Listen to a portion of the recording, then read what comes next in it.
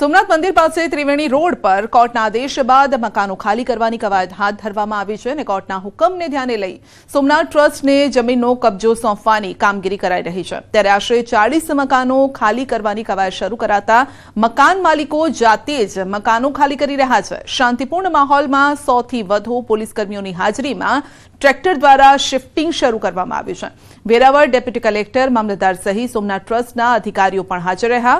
મકાન ખાલી કરાયા બાદ તમામ મકાનોનું ડિમોલિશન હાથ ધરાશે અને ત્યારબાદ એક પૌરાણિક મંદિર અને કૂવો જે તે સ્થિતિમાં જ રાખવામાં આવશે।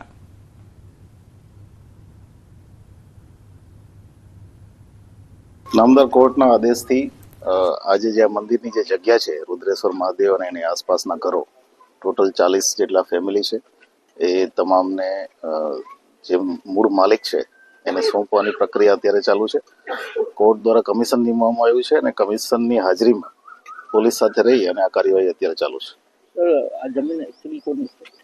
સોમનાથ ટ્રસ્ટની જગ્યા છે। ઘણા વર્ષોથી આ લીગલ મેટર હતી। 2003માં આનો ચુકાદો પણ આવી ગયો હતો અને સુરતમાં આજે ફરી મેગા ડિમોલિશન લિંબાયત પોલીસ અને એસએમસી દ્વારા ડિમોલિશનની કામગીરી કરાઈ છે। લિંબાયતના માથાભારે વ્યક્તિ વસીમ ઉર્ફે વસીમ પાલ શેખના ત્યાં દાદાનું બુલડોઝર ફરી વળ્યું। વસીમ દ્વારા ગેરકાયદેસર બાંધેલા ક્રિકેટ બોક્સ અને જગ્યા પર ડિમોલિશન કરાયું। વસીમ સામે 28 જેટલા ગંભીર ગુનાઓ નોંધાયેલા છે।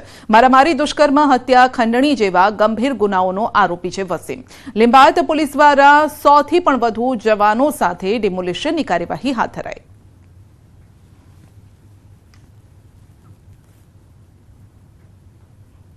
આદેશના અનુસાર અહીંયા ઘણીવાર એ લોકોને બોલાવી ધાકધમકીઓ આપતો, માંડવાળી કરાવતો, એટલા વિસ્તારમાં ઇન્ડાયરેક્ટલી એક પ્રભાવ પાડવાની સતત એના પ્રયાસો હતા અને આ બાબતની જાણ અમે એસએમસીને કરી હતી। એસએમસીએ કન્ફર્મ કર્યું કે આ જગ્યા છે એ લોકોની પોતાની છે એસએમસીની અને એના ઉપર ઇલીગલ સ્ટ્રક્ચર છે। આ સ્ટ્રક્ચર અત્યારે તોડી પાડવામાં આવ્યું છે। આ ઉપરાંત અહીંયા એણે ક્રિકેટ બોક્સ પણ બનાવ્યું હતું જેના ઉપરથી પણ એ રેવન્યુ જનરેટ કરતો હતો। વધુમાં કબૂતરો પણ એણે પાળી રાખ્યા હતા। એ કબૂતરો પાળવાની કોઈ પરવાનગી નથી, કસૂર નહીં હતું, બધું ઇલીગલી અહીંયા બધું એનું કામકાજ ચાલતું હતું। આ બધી બાબત ઉપર અત્યારે કાર્યવાહી કરવામાં આવી છે। સુરતમાં વધુ એક અસામાજિક તત્વનો અડ્ડો પોલીસે નેસ્તનાબૂદ કર્યો છે। કુખ્યાત ડોન સજ્જુના ભાઈ આરીફ કોઠારીના જુગારધામ પર ચાલ્યું દાદાનું બુલડોઝર। જુગાર, રાયોટિંગ, મારામારી સહિતના 22 જેટલા ગુનાઓનો આરોપી છે આરીફ કોઠારી। પોલીસે જણાવ્યું કે સજ્જુને લાજપોર જેલની બહારથી ભગાડવામાં આરીફનો જ હાથ હતો।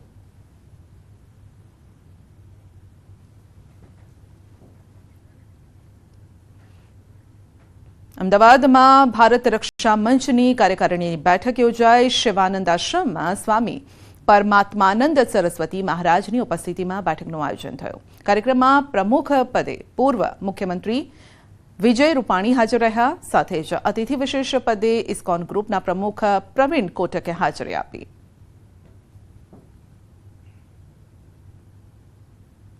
દેશથી માંડીને બાકીના ઘુસપેઠીઓને અહીંયા સિટીઝન બનાવી અને મતદાર યાદીમાં નામો ચડાવીને માત્ર વોટ બેંકની રાજનીતિને કારણે દેશને ખૂબ મોટું નુકસાન કર્યું છે। ત્યારે આ ભારત રક્ષા મંચ એની રાષ્ટ્રીય કાર્યકારિણી અહીંયા અમદાવાદ ખાતે મળી રહી છે। આજે એમનું ઉદ્ઘાટન થયું અને 2 દિવસ વિચાર મંથન કરવાની છે। ઘુસપેઠીઓને માટે દેશમાં કડક કાયદા બને, ઘુસપેઠીઓને બધાને પાછા મોકલવામાં આવે, આ પ્રકારની એમની ચળવળ એ કરી રહ્યા છે। બુલેટિનમાં આગળ વધીશું નાનકડા બ્રેક બાદ।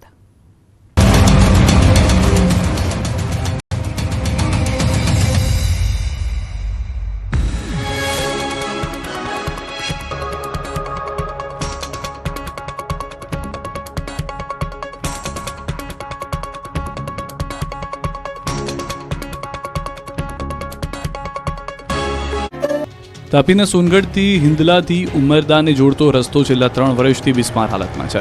રસ્તા પર દેખાઈ રહેલા સળિયા અને ભ્રષ્ટાચારના બેનમૂન નમૂના છે। હિંદલા અને ઉમરાદને જોડતા રસ્તા ઘણા સમયથી ઉબડખાબડ હોવાથી વાહન ચાલકો ત્રાહિમામ પોકારી ઉઠ્યા છે। રોજે રોજ અહીંથી પસાર થતા વાહન ચાલકો ભારે મુશ્કેલી વેઠી રહ્યા છે। આ રસ્તો જિલ્લા મથક વ્યારા તરફ જવા માટે શોર્ટકટ હોવાથી સ્થાનિકો મોટાભાગે વ્યારા તરફ જવા આવવા માટે આ રસ્તાનો ઉપયોગ કરે છે। સાથે જ ખેડૂતો પણ મોટાભાગે આ જ માર્ગે ચાલવાનું પસંદ કરે છે, પરંતુ રસ્તાની હાલત અતિ ગંભીર હોવાને કારણે અકસ્માતનો ભય સતત સતાવે છે. મહત્વનું છે કે આ રોડ 2017-18માં બનાવવામાં આવ્યો હતો, પરંતુ થોડા જ વર્ષોમાં તે ભંગાર બની ગયો અને સળિયા પણ બહાર આવી ગયા, જેની આજ સુધી મરામત કરવામાં આવી નથી. તે આ રસ્તા પર વહેલી તકે રિપેર કરવામાં આવે તેવી લોકમાંગ પણ ઉઠી રહી છે. ભરૂચ જિલ્લામાં શાળા કોલેજ નજીક નશાયુક્ત પદાર્થોનું વેચાણ અને સેવન કરતા લોકો સામે પોલીસે લાલાક કરી. પોલીસે સ્પેશિયલ ડ્રાઈવ કરીને નશાને ડામવા પર ભાર મૂક્યો. જિલ્લાના અલગ અલગ પોલીસ સ્ટેશનના 29 પોલીસ અધિકારી તથા પોલીસ 145 કર્મચારી સાથે અલગ અલગ કુલ 29 ટીમો બનાવી કાર્ય કરવામાં આવી રહ્યું છે, જેમાં કોલેજ હાઈસ્કૂલના મુખ્ય ગેટને અડચણરૂપ થાય તેવા લારી ગલ્લા દૂર કરવામાં આવ્યા હતા. આ ઉપરાંત શાળા કોલેજો નજીક બીડી, સિગરેટ, ગુટખા જેવી તમાકુ પ્રોડક્ટનું વેચાણ કરતા વેપારીઓ પર ટોબેકો એક્ટ હેઠળ કાર્યવાહી કરી દંડ ફટકારાયો. શાળા કોલેજોની આસપાસ વિદ્યાર્થીઓની છેડતીની કોઈ બનાવ ન બને તે માટે પણ કડક ચેકિંગ હાથ ધરાયું. આગામી સમયમાં પણ સમયાંતરે આ પ્રકારની કાર્યવાહી કરવામાં આવશે તેમ પોલીસ તંત્ર દ્વારા જણાવાયું. પેટીએમથી નાણાંનું ટ્રાન્ઝેક્શન કરતા પહેલા સાવધાન રહેજો, કારણ કે તમારી પણ થઈ શકે છે છેતરપિંડી. સાણંદના એક વેપારી સાથે ફેક પેટીએમ પેમેન્ટ એપ્લિકેશનનો ઉપયોગ કરીને ઠગાઈ કરવામાં આવી. સાણંદ પોલીસે છેતરપિંડી કરનાર 2 શખ્સોને દબોચી લીધા. પોલીસ કસ્ટડીમાં જોવા મળતા આરોપી અખ્તર હુસૈન કાગદી અને મોહમ્મદ સોએબ શેખ છે, જેમણે ફેક પેટીએમ પેમેન્ટ કરીને મોબાઈલના વેપારીને ચૂનો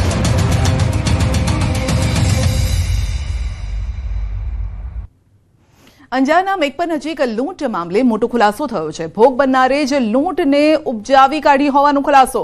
7 લાખની લૂંટ મામલે મોટો ખુલાસો. ભોગ બનનાર પ્રવીણ મેરની પૂછપરછમાં ખુલાસો થયો છે. લૂંટને ઉપજાવી કાઢેલી વાર્તા રચી દીધી. લૂંટની રકમ મિત્ર નાગપાલ સિંહને આપી હતી. પોલીસે લૂંટનો મુદ્દામાલ પણ કબજે કર્યો છે.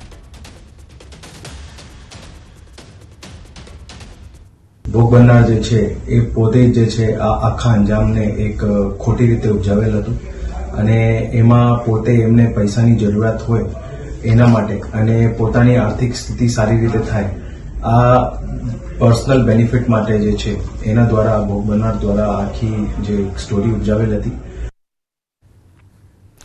મહેસાણા ઊંઝાના મકતુપુર હાઈવે પર ચોરીની ઘટના ઘટી છે, જે સીસીટીવીમાં કેદ થઈ છે. પાર્કિંગમાં મૂકેલ પિકઅપ ડાલામાંથી રોકડ રકમ, મોબાઈલ, સોનાના માદડિયા, સોનાના નથણીની ચોરી થઈ છે. હાઈવે પર સમ્રાટ થ્રેસરના પાર્કિંગમાં મૂકેલ પિકઅપ ડાલામાંથી આ ચોરી થઈ છે. રાજસ્થાનની મકતુપુર આવેલ ઓમારા માળી સાથે આ ઘટના બની છે. તો ટોટલ 1,15,000 રૂપિયાના મુદ્દામાલની ચોરી થઈ છે અને ઊંઝા પોલીસ મથકે આ મામલે સીસીટીવીના આધારે પોલીસ ફરિયાદ સાથે તપાસ પણ હાથ ધરાઈ.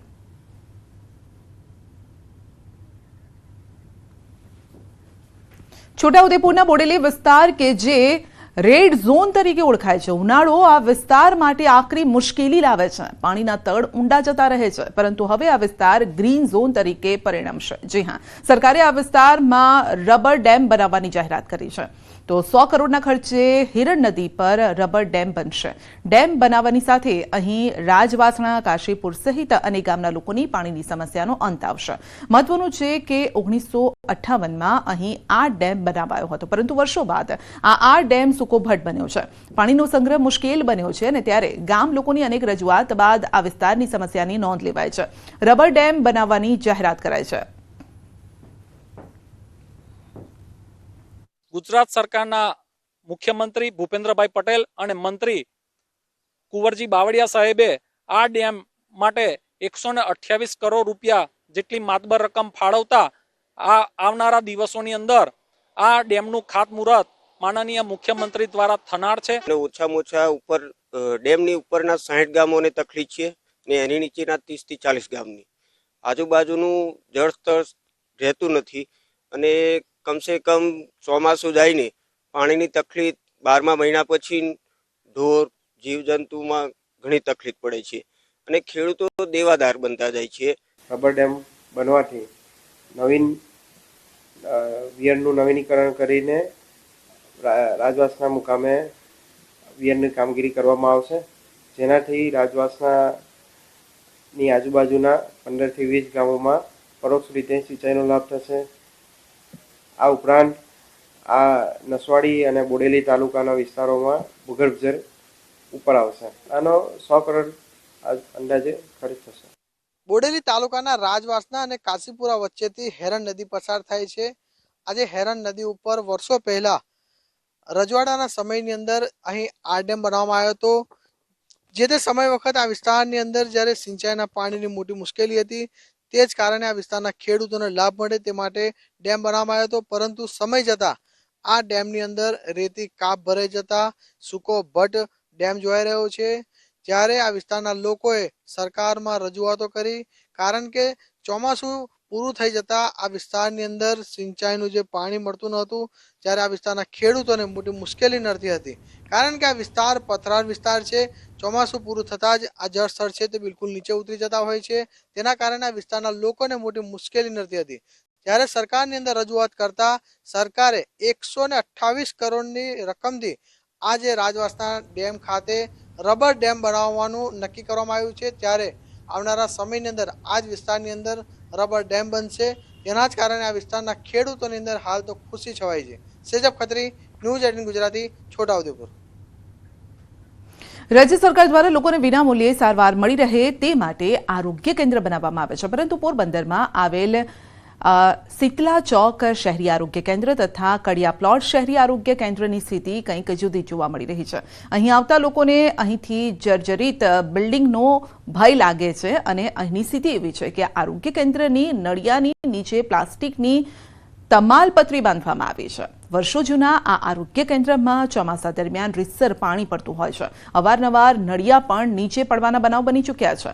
આ બંને આરોગ્ય કેન્દ્રને નવા આરોગ્ય કેન્દ્ર બનાવવા માટે 1.5 વર્ષથી જગ્યા પણ ફાળવી દેવાઈ છે અને છતાં પણ અત્યાર સુધી બિલ્ડિંગ નહીં બનતા લોકોમાં રોષ જોવા મળી રહ્યો છે। આ અંગે પોરબંદર જિલ્લા આરોગ્ય અધિકારીને પૂછવામાં આવતા તેઓએ ગોળ ગોળ જવાબ આપ્યો।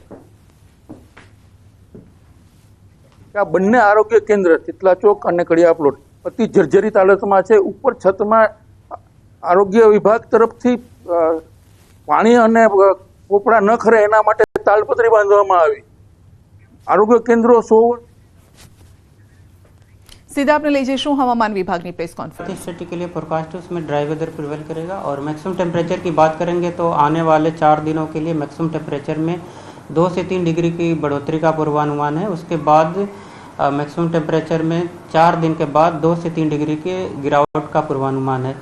और मिनिमम टेम्परेचर की बात करेंगे तो आने वाले 3 दिनों के लिए मिनिमम टेम्परेचर 9 लाख चेंज में रहेगा। उसके बाद मिनिमम टेम्परेचर में 2 से 3 डिग्री के गिरावट का पूर्वानुमान है।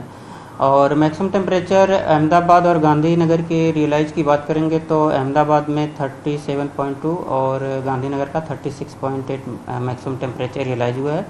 और पूरे गुजरात स्टेट की बात करेंगे जहां पे सबसे ज़्यादा मैक्सिमम टेम्परेचर रियलाइज हुआ है वो राजकोट 38.3 डिग्री सेल्सियस। और विंड डायरेक्शन की बात करेंगे तो पूरे गुजरात स्टेट में जो लैंड रीजन पे विंड की डायरेक्शन होगी वो northerly to north easterly wind prevail करेगी। और आने वाले 4 दिनों के लिए discomfort condition entire Gujarat coast पे बनी रहेगी। और जो डिस्कम्फर्ट कंडीशन है वो डे 1, डे 2, डे 3, डे 4 यानी 22, 23, 24 और 25 तारीख को एंटायर गुजरात कोस्ट के लिए due to hot and humid air के कारण डिस्कम्फर्ट कंडीशन बनी रहेगी।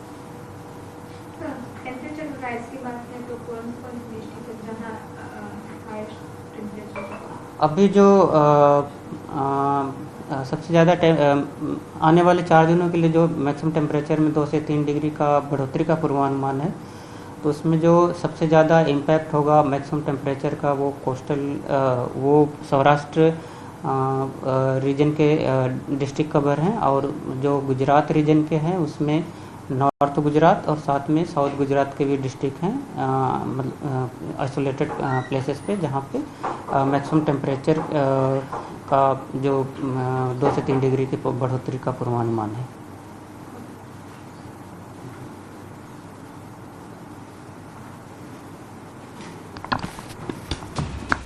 તો આવનાર 2-3 દિવસ ગરમી ભૂક્કા બોલાવશે, કારણ કે તાપમાનનો પારો 2 થી 3 ડિગ્રી વધવાનો છે। માટે સાચવજો, કારણ કે આ સમયમાં જ્યારે ડબલ ઋતુ પણ થતી હોય છે ત્યારે રોગચાળાનો પણ ખતરો રહેતો હોય છે।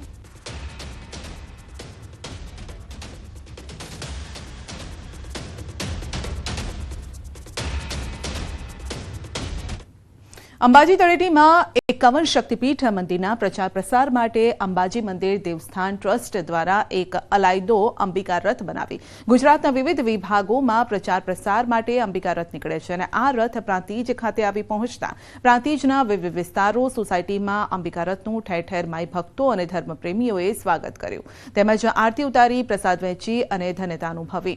તો જે લોકો શક્તિપીઠની પરિક્રમા ન કરી શકે તે લોકો દિવ્યાંગજન માટે આ રથ આશીર્વાદ સમાન છે, કારણ કે આના થકી વર્ચ્યુઅલી માતાજીના દર્શન કરી શકાય છે તેવી વ્યવસ્થા પણ છે.